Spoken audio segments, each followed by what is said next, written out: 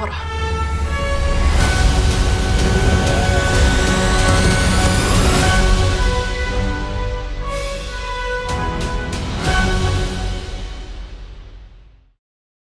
Kind of sucks that South Korea put all this effort into their first big budget space opera, and then Perfect Cell came along to bust it down to Netflix. I finished!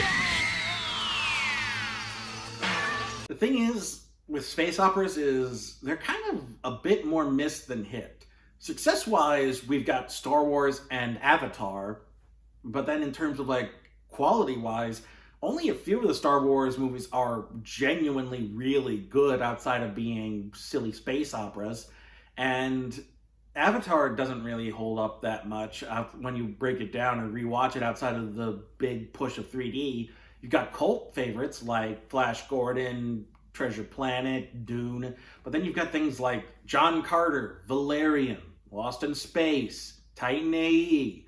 So, I mean, space opera is a bit of a hit or miss in terms of movies. We'll see how that new Dune turns out, but most space opera can be iffy.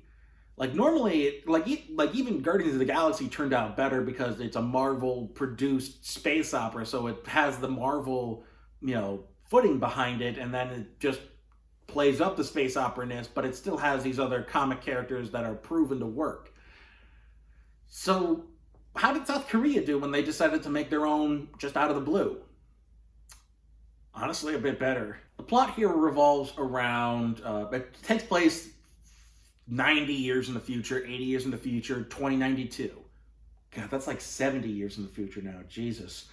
But the world is becoming more and more uninhabitable, and this mega corporation called UTS, run by Richard Armitage, is built a satellite around the Earth just for the elites, just for the special few to get in. And then you can work your way in menial dead-end jobs. And the whole time you're doing that, you have to pay taxes and fines. Just like real capitalism. Yay! You can work your way to the top if you can afford it. But yeah, it's definitely that kind of movie. It plays, we're talking that kind of movie. This movie goes in on the exploitation under capitalism. It does not shy away from that at all. But the title refers to basically space truckers. They go around space and specifically Earth's atmosphere, picking up random debris. Rocks, space dust, satellites. Various things to come in and trade in, like basically like when you recycle stuff from the garbage, or you take the tabs off of pop cans. It's that kind of menial job, and it doesn't pay well. And so you've got a lot of gambling, and they don't really dig into the crime aspect of it, although I'm sure there is an underbelly in this kind of society. There usually is. But yeah, there's a lot of exploitation and people just trying to get by. And so our crew of misfits, there's the captain's an alcoholic, the one dude is an ex-child soldier. There's an android who identifies as female and is saving up to get gender assignment surgery. That's a thing. That's a thing that's in this movie, and it's played straight. It's not played for a laugh. And I'm very curious to see how trans people view Bubs' character arc. I would really love to hear their thoughts on it. But yeah, that's kind of that.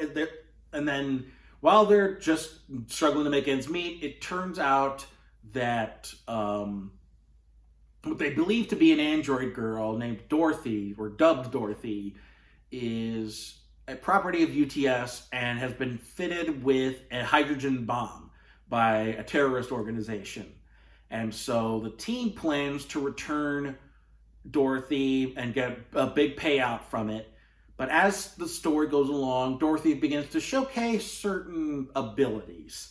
And as time goes on, it begins to unravel. Things begin to unravel, especially as we learn more about how Richard Armitage, as future space Mark Zuckerberg, is really just more like actually Elon Musk now that I think about it. He is basically future Elon Musk.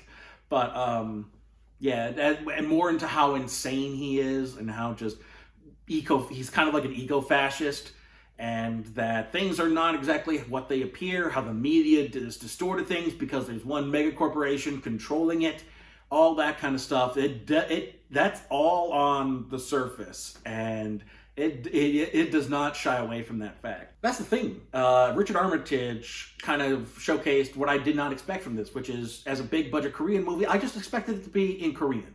I expected it to be, in Korean for the most part, and it is, but there's a global cast here, and there's a lot of English-speaking characters and actors, and I did not expect that from this. It's very aspirational in that regard, in that it's trying to be bigger and like a Hollywood-style production, and I respected that, and I really hope they try this again, even if it's not as a space opera, but if South Korea can do more productions like this, I would be all down for it. I would love to see more Korean movies build up to this kind of scale. Like, why the hell not? Have more, like, if China's starting to do it now, like, if South Korea wants to, absolutely have this big scale of a movie. I would absolutely love to see more Korean movies try big and, aim for the fences. Which is to say that, yeah, the effects behind this are phenomenal. Like, these are Hollywood grade effects. These are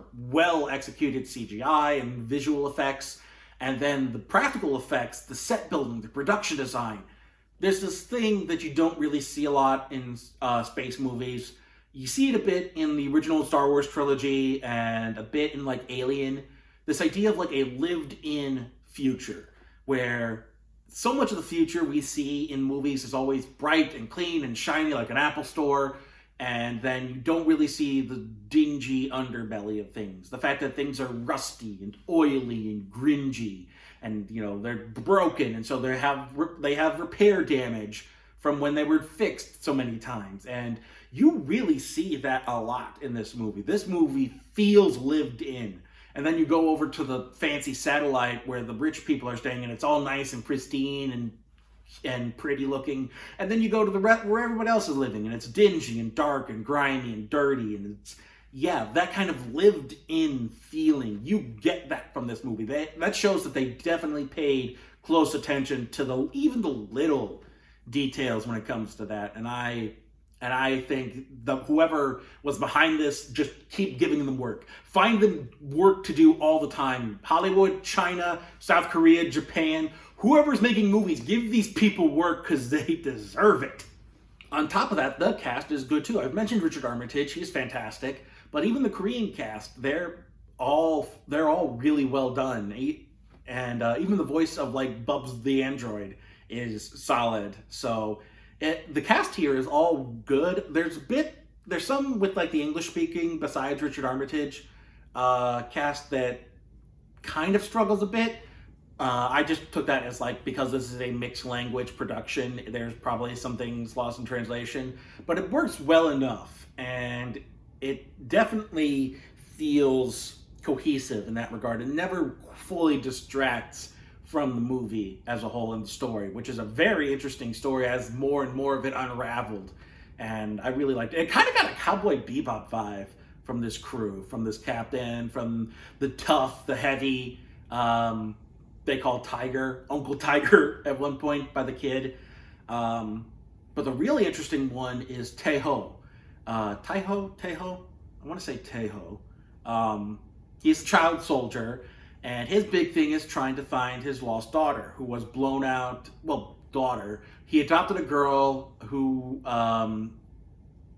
was a casualty, whose family was a casualty of one of their assaults, or whatever you call the things. Part of his military action, he noticed that this little girl lost her family, and he adopted her.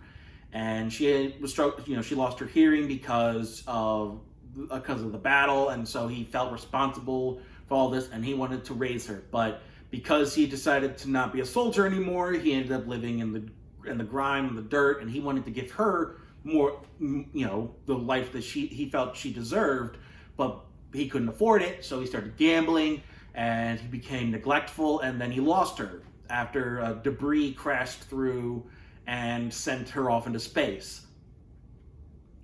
and so he's been raising money to try and locate her because apparently she's has the ability to survive for somehow. I think nanobots play a big part in all of it, but he's trying to get enough money to find her and make some kind of contact with her before she is unsavable. But that drives him to do a little less ethical things. Like, he is so driven and blinded by the money that he begins to risk the crew around him, and especially Dorothy. He's so bent on getting money for Dorothy that he begins to lose sight of everything, and bad things happen because he is so driven by the money. And it's his journey to realize that, his desire to get his daughter back has led to terrible things happening, and that he needs to make amends for it. And that the idea that the road to heaven is paved with, the road to hell, I should say, is paved with good intentions. He's made things worse because he's been wanting to find his daughter. And if he had been more focused on helping those around him and being in the present, maybe things wouldn't have turned out the way they did. But because he was so driven to, just for good reason, to wanting to find this adopted daughter, it maybe if he had cared more about being in the moment, that he would have had a better chance to, if he wasn't so, obsessed with getting the money to find her. It's a really interesting character study. I would love to see somebody break it down more thoroughly. But yeah, the other thing this doesn't shy away from is the fact that Armitage is definitely the villain. He plays himself up as some great hero saving humanity, but he's an eco-fascist. He's essentially Thanos in a way. He thinks the best way to save humanity is by basically terraforming Mars and not giving a shit about Earth. Basically, he is Bill Gates and Elon Musk and all of these big-time billionaires who could fix the problems on this planet fairly easily, but it would be much more profitable to do things their way and go into space and continue exploiting the people at the bottom. They're not going to solve the real underlying issues behind poverty and want and greed in society, even though they have all of the means in the world to do it, because that wouldn't be profitable. Now, would it? Capitalism's great, y'all. But yeah, Armitage nails that to a T. He is so high on his own narcissism that he thinks he is doing such wonderful deeds, and then you begin to see, first you think, oh, he's so altruistic, he's such a great guy, he's doing so much, and then as we learn more, he is a narcissistic, egomaniacal, crazy person. He is so bent on running things and controlling the path of human society as we see it, that he's an eco-fascist like Thanos. You begin to see, they basically call out people like Bill Gates and Elon Musk that, you guys think you're some heroes patting yourselves on the back for all the good you do.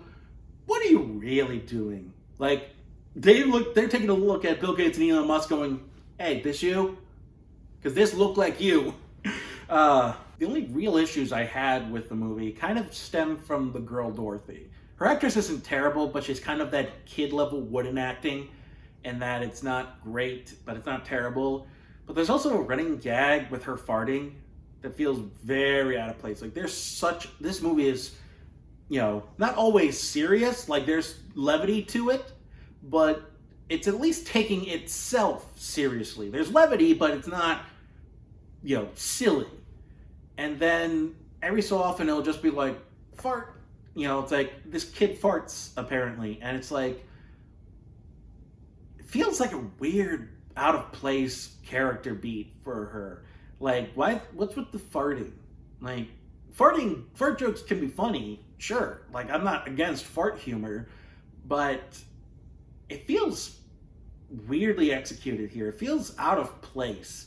Maybe that was the point, that it was supposed to be out of place and therefore funnier, but I don't know. It feels like, it didn't feel like it fit in with the rest of the movie and kind of took me out of it, but that's just me. In any case, I do think you should watch Space Sweepers. Pick of the week by far. Yeah, it's definitely worth checking out, especially if you're into big space operas. And yeah, it's a fantastic movie, and I really hope whoever's behind this gets to make more of them, even with Perfect Cell around.